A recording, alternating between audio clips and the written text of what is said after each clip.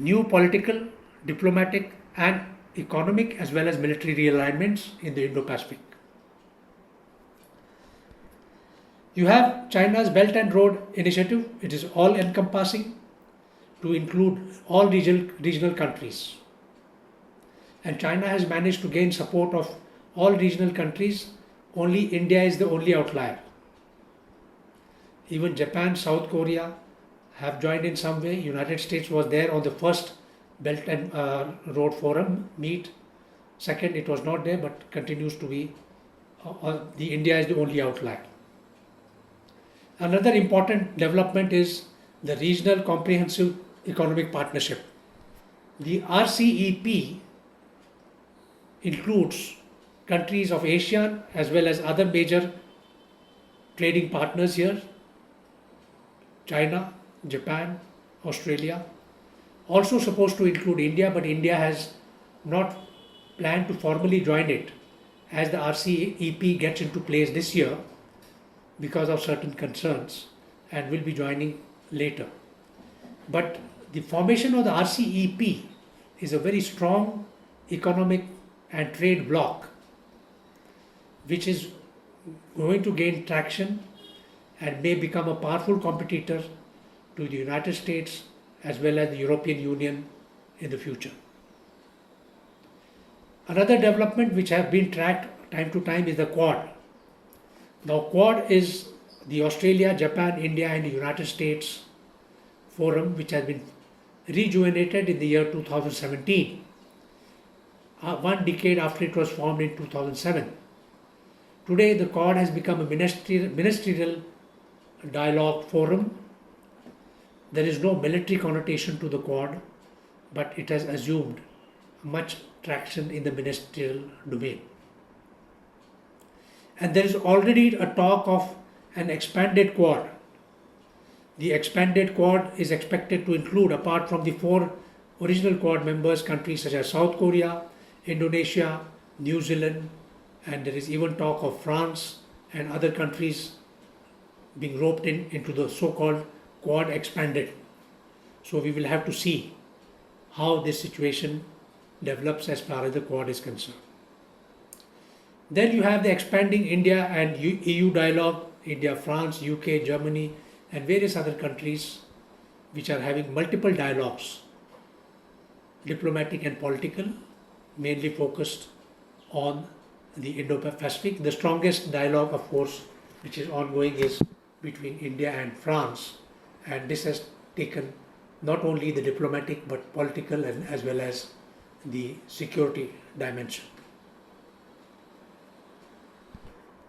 We have the defense and security activities which are ongoing between the various partners which I just highlighted, mostly partners who are aligned, not with China, I would say, in the more diplomatic terms.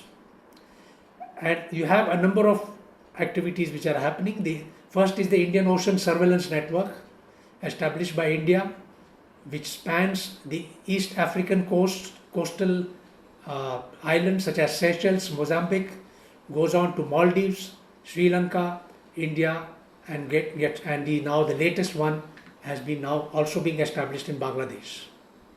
So this surveillance network is essentially to track the shipping movement which is happening here. You have the humanitarian and disaster response network which is operating, and in this network essentially India is in the lead. So all activities of disaster consequence, whether it is Mozambique, Mauritius, Maldives, India has always been taking the lead in the past few years. You have the maritime boundary joint patrols which are happening particularly between India and Indonesia, India and Thailand, now even India and Myanmar and Bangladesh. Maritime boundary patrols are taking place in a coordinated manner. Then you have maritime bilateral and multilateral exercises. A number of bilateral exercises which are happening are evident, whether it is India, Thailand, India, Indonesia, India, Malaysia, India, Singapore, multilateral exercise Malabar, you have all read and heard about. In addition, we also have a number of logistic bases and agreements which have been signed most recently by India and various countries in the region. If you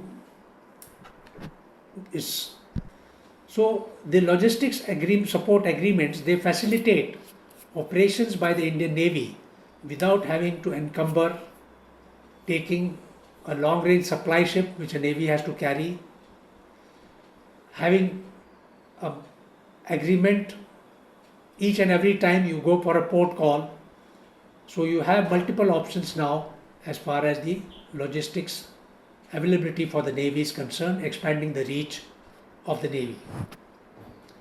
You have the maritime domain awareness, a principal node, as you know, of maritime domain awareness in the Indian Ocean region has been established in the Gurugram, where the Indian Navy has established this, and you are getting the inputs from all across the navies in this maritime domain awareness nodes. Some of you may have gone and visited this in your tours. Finally, you have the white shipping agreements which have been made with various countries. So all these activities together constitute a huge interaction which is taking place between countries in the region as far as the Indo-Pacific area is concerned.